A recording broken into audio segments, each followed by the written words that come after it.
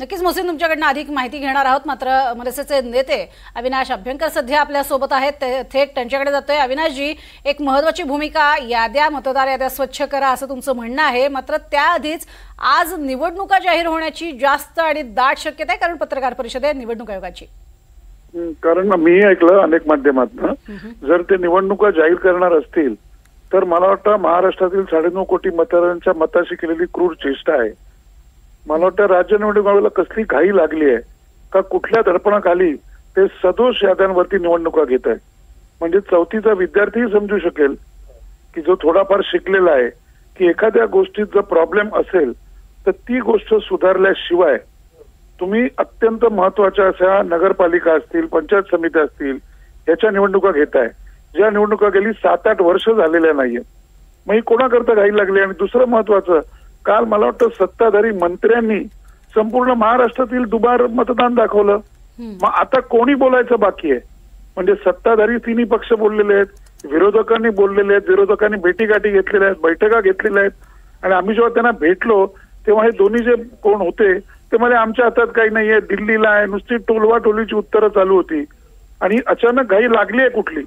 म्हणजे हा राज्य निवडणूक आयोग संशयाची सुई त्यांच्याकडे येते आता की त्यांना कोणी सांगितलंय. म्हणजे हा आदेश दिलाय कोणी की सदोष याद्या जरी असतील तरी निवडणुका घ्या. आणि मग मतदार 9.5 कोटी जो आहेत, मग मतदार मग कशाला, मग तुम्ही निकालच जाहीर करून टाका ना, इतकं असेल तर. जर अशाच प्रकारे निवडणुका होणार असतील तर फार्स तरी कशासाठी करताय.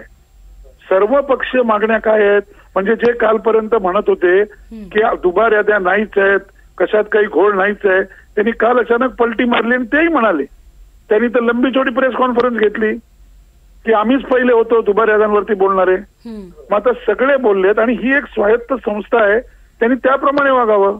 कोणाचे गुलाम असल्यावर की का वागतायत. म्हणून ह्या ऑलरेडी राजसाहेबांनी त्यांची भूमिका जाहीर केलेली आहे. एक गोष्ट लक्षात घ्या, आमची मागणी सगळ्यांची हीच आहे की कुठल्याही परिस्थितीत, आणि आम्ही काही वेगळं मागत नाही आहोत, लोकशाही मार्गाने आम्ही मागतो आहोत की सदोष याद्यांवरती निवडणुका न घेता त्या याद्या अद्ययावत करा. 7-8 वर्ष निवडणुका झालेल्या नाहीयेत, अजून 4-6 महिन्यांनी काही फरक पडत नाहीये.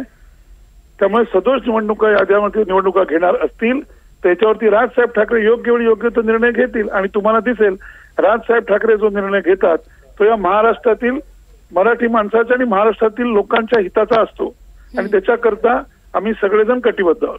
म्हणजे अविनाशजी, असं म्हणता येईल का की विरोधकांच्या मागणीसह सत्ताधाऱ्यांच्याही मागणीला एक प्रकारे निवडणूक आयोग केराची टोपली दाखवतोय? नाही, मला वाटतं मला हेच कळत नाहीये की म्हणजे यांची काय भौतिक दिवाळखोरी झाली आहे का, की एक सर्वात मोठं महत्वाचं राज्य आहे, त्या राज्यामध्ये अत्यंत महत्वाच्या अशा निवडणुका आहेत आणि त्या निवडणुका ऑलरेडी 7 ते 8 वर्ष झालेल्या नाहीयेत. महानगरपालिकांच्या 3 ते 4 वर्ष निवडणुका झालेल्या नाहीयेत. याद्यांमध्ये प्रचंड प्रमाणात घोळ आहे, गोंधळ आहे, तरी सुद्धा हे का घेत आहेत. आणि त्यांना वाटत असेल की आपण मनमानी कारभार करू शकतो, तर हा महाराष्ट्र आहे, लक्षात ठेवा. आणि हा महाराष्ट्र शांत बसणार नाही. त्यांनी मराठी माणसाला, महाराष्ट्राला, मनसेला, विरोधी पक्षांना आणि आता सत्ताधाऱ्यांना सुद्धा हा गृहीत धरलाय का. हा गृहीत धरण्याचा खेळ तुम्ही महाराष्ट्रात करू नका. महाराष्ट्रातील 9.5 कोटी मतदारांशी खेळण्याचा प्रयत्न करू नका, हेच मी या माध्यमातून सांगेन. बरं अविनाशजी, आता जर निवडणुका घोषित झाल्याच तर पुढची काय भूमिका असेल मनसेची आणि मवियाची? मला वाटतं राजसाहेबांची भूमिका काय असेल. एखाद्या ठिकाणी जर अन्याय झाला तर त्या ठिकाणी राजसाहेब ठाकरे कुठल्या प्रकारे त्याला वाचा फोडतात हे मी तुम्हाला नव्याने सांगण्याची आवश्यकता नाहीये. आता कायदेशीर मार्गाने आमची लोक सुद्धा आज दिल्लीला गेलेली आहेत, परंतु ही जी यांना घाई लागली ही अनाकलनीय आहे. म्हणजे तिथे शिष्टमंडळ निवडणूक आयोगाला भेटत आहे आणि इथे आपल्या माध्यमातून कळतंय की निवडणुका जाहीर करणार आहेत म्हणून. त्यामुळे तुम्हाला दिसेल की राजसाहेब ठाकरेची भूमिका घेतील ती तुम्हाला दिसेल ही महाराष्ट्राच्या हिताची असेल. आणि याचा अर्थ नीट लक्षात घ्या. नक्कीच, धन्यवाद आमच्याशी बोललात त्यासाठी अविनाशजी. तर एकीकडे आपण बघतोय ज्या पद्धतीनं निवडणूक आयोगानं पत्रकार परिषदेची घोषणा केलेली आहे त्यावरती विरोधकांकडनं अर्थातच हा विरोधाचा सूर उमटतोय की अजून थोडा वेळ गेला तरी चालेल, मात्र मतदार याद्या स्वच्छ झाल्याशिवाय निवडणुका घेऊ नका. या मतदार याद्यांमधली जी दुबार नावं आहेत, जी मागणी खरं तर सगळ्यात आधी भाजपनं केली अशा स्वरूपाचा दावा काल आशिष शेलारांनी पत्रकार परिषदेतनं केला होता, त्या मागणीला सुद्धा ही केराची टोपली दाखवली जाते का असा सवालही मनसेच्या वतीनं उपस्थित केला गेलाय. मात्र आज 4 वाजता ही पत्रकार परिषद होणार आहे. मात्र निवडणूक आयोगाच्या वतीनं आचारसंहिता लागण्याची सुद्धा शक्यता व्यक्त केली जाते, कारण न्यायालयानं दिलेल्या आदेशानुसार निवडणुकांची घोषणा तातडीनं होणं गरजेचं आहे आणि जानेवारीच्या आत या निवडणुका होतील, कारण शेवटच्या निवडणुका जानेवारीपर्यंत होतील असा अंदाज देखील वर्तवला जातोय, कारण आधीच निवडणुका प्रचंड लांबलेल्या आहेत. प्रशासकीय सेवा ज्या आहेत त्या अनेकदा आपण बघतोय अधिकाऱ्यांच्या मार्फतच सध्या सुरू आहेत.